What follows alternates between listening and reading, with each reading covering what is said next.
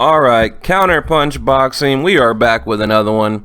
Okay, look, I made a couple of videos on Kell Brook. A lot of guys out there, they want to know what I think about Kell Brook in general. And I made like an hour-long video, so I want to put together a quick one real quick. So let me give you a rundown. Kell Brook debuted September 2004. Won a British title in '08, 2009, won the Lonsdale belt 2009, beat Nathan Cleverly. I mean, we all know the history. 2010 became the WBO Intercontinental Champ. 2011 was a pivotal year. That's when he kind of cut ties, well, not kind of, he cut ties with Frank Warren, went over to Matchroom Boxing to Eddie Hearns. Okay, now from that point on, here's where things get get a little interesting. Hang on, let me get my notes here. 2014, he had had the fight with Sean Porter. Now a lot of people, I think he won. It was a close decision, but there was a lot of holding in that fight. I didn't like it, but he you know what? He walked away with the belt, the IBF welterweight belt. Now after that fight, he should have built on that momentum. I mean, people keep asking me what I think. Well, there's just so much that goes into it, man. Like I said, I made an hour-long video earlier, but I think he should have really built on that momentum after the Sean Porter fight. And he fought Lynette Donlon, Frankie Gavin, Kevin Bizer, and then Golovkin. So you have 4 fights. I mean, 3 guys that he had no business fighting, let's be honest, and then Triple G. What I don't like about Brook is I don't like that. I mean, he admitted it himself that he is not a middleweight. Or not a welterweight. He said he is a light middleweight. So basically he's a 154-pound fighter. Arguably a middleweight that can make welterweight. And then people say, well, hey, if he can do it, then more power to him. You can't hate on the guy for that. And I'm not hating on him, but I think, if you're a bigger man that can melt down to welterweight and win fights, and you kind of have an unfair advantage. I mean, like Canelo. I mean, Canelo has the ability to melt down to 155. His Canelo weight, and then he can like balloon up to a light heavyweight to I mean, the dude's come in at like 170 before, or 175, like that. I mean, that's what Kovalev comes in at. So when you have fighters that have the ability to do that, it's just they have a huge advantage in my mind. And like I said, a lot of people say it's fair, a lot of people say it's unfair, but just what do you think? Leave your comment below. I would really like to know what the people that watch my channel, what they think, because I mean, you guys are very educated boxing fans, and I have a lot of respect for your opinions, and I read every comment, by the way. I mean, every comment you guys put in there, I read. But yeah, I mean, he kind of like Golovkin, he needs a big name. After Sean Porter, it just wasn't there. And I wrote down a few bullet points, and I kind of want to go over them with you real quick. I wrote number 1, he beat Sean Porter for the IBF too, but he needs a big name. He took the Golovkin fight, and I think, that was for the money. I mean, there's a lot of rumor that, the reason Brook can't get a big fight is because he wants a big percentage of that money. And, that's the thing, that Eddie Hearns is not putting up a big enough purse for his cut. So that's one of the issues that I've heard. Now, I don't know, like I said, I don't know if there's any truth to that or not, but that's just kind of a rumor that I've heard. I mean, I go to a lot of like boxing forums and talk to guys that claim they know what's going on. But so anyway, yeah, I heard it's a money thing. I mean, that's why he hasn't had a big fight. And then right now, I think he's a little bit desperate. After that eye injury, I mean, that was a terrible eye injury. A friend of mine had an identical injury, and he can never box again. With that man right there, with Golovkin.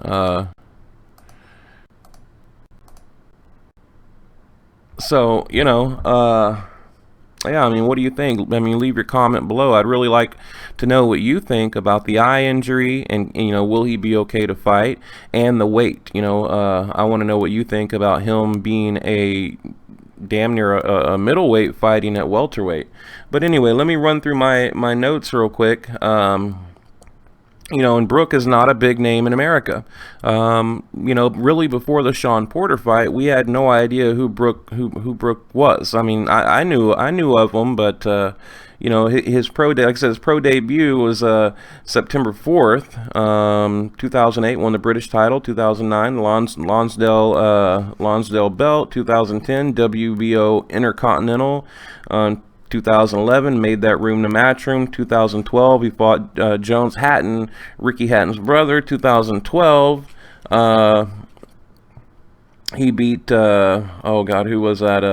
Saldivia, I forget his name, but beat him in 2012. 2013, now another thing, 2013, that's where the bullshit started. I mean, it really started in 2013 during the Devin Alexander negotiations. Brook had a... a twisted ankle, and, it prolonged the negotiations. Well, finally Brook, healed, he got better, and, then Devin Alexander came out and said, well, I have a bicep injury, now I can't continue. So Brook ended up having a rematch with Carson Jones. It was a rematch from 1 year ago. Brook won by narrow decision, but then he won the second fight by 8th round stoppage. And that was like I said, 2013. And there was other negotiations going on with Diego Chavez where Brook injured a rib, I believe. Yeah, he had an injured rib. So he's got a twisted ankle with Devin Alexander, an injured rib with Diego Chavez. Then he nearly gets his leg hacked off with a machete right after he won the IBF from Sean Porter. He damn near got his leg chopped off, and there's a lot of controversy about that. I don't want to get into that, but he was in Spain on vacation with his wife, and he left the apartment at like 3 a.m.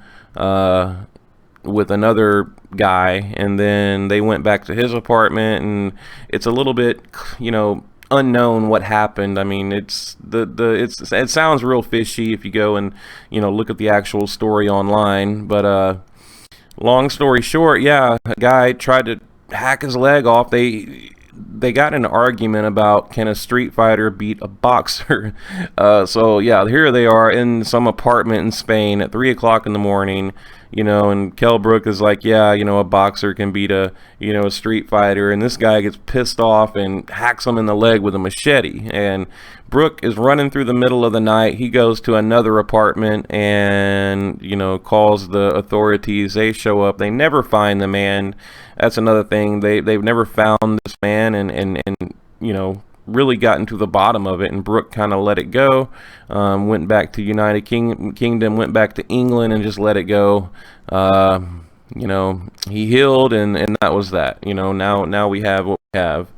Oh, I think this right here is a picture of his orbital bone. Yeah, okay, you see right here? That's where it's broken right there. That's a picture of his orbital bone, I believe.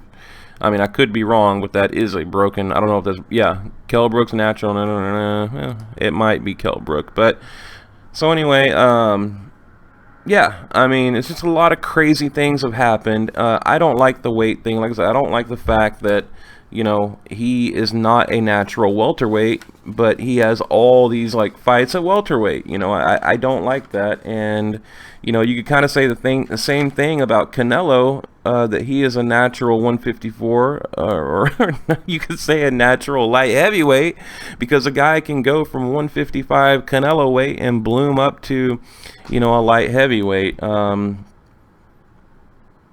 But yeah, I mean, like I said, I made like another, God, it was like an hour-long video about Brook.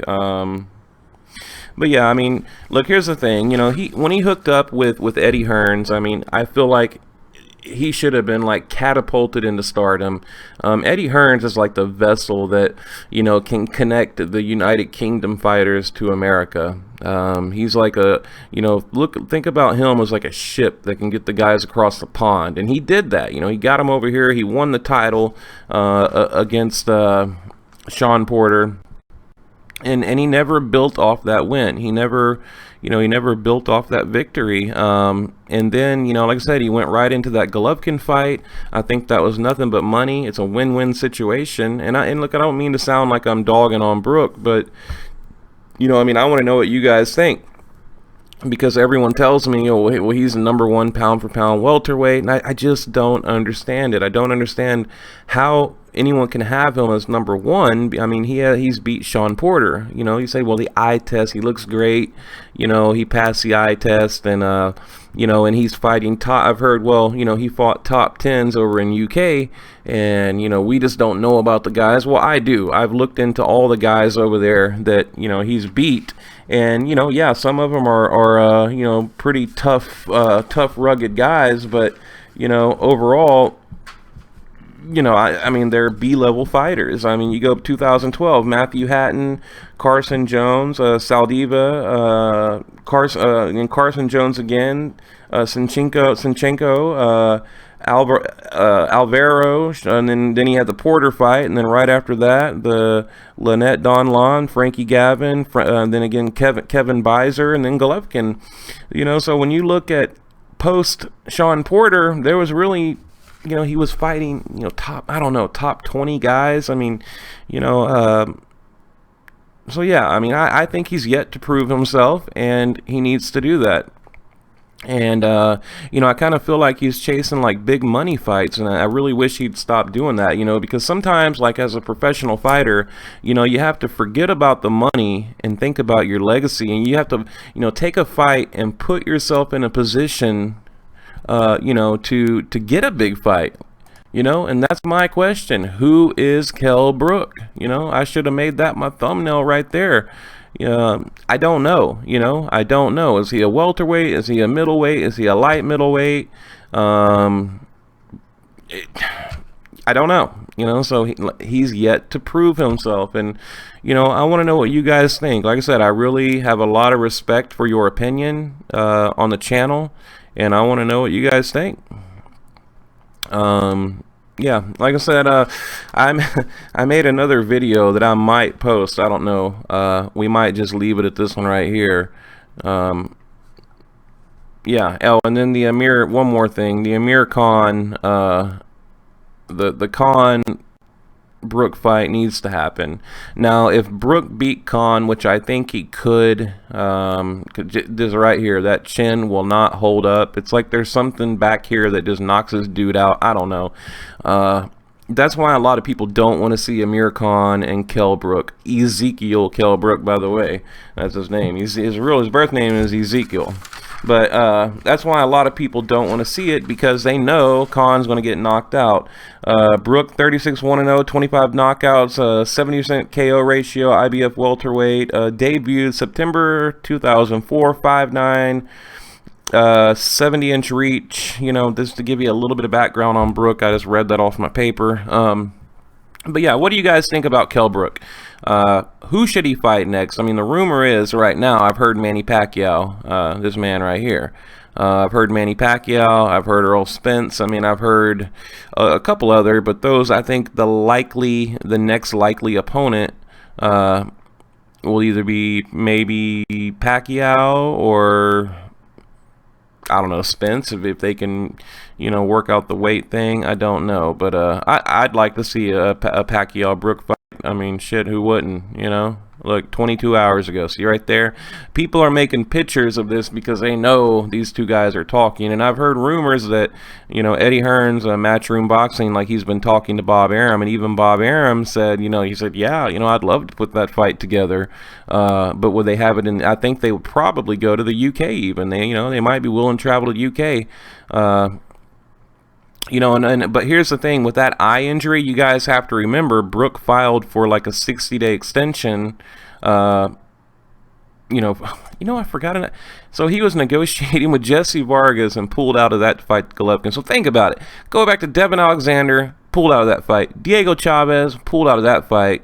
And then with Jesse Vargas, he pulled out of that fight. I mean, I just remembered that. It's just like, so there's a lot of questions behind Brook is my point. And who do you want to see him fight next? Counterpunch Boxing, thank you for watching.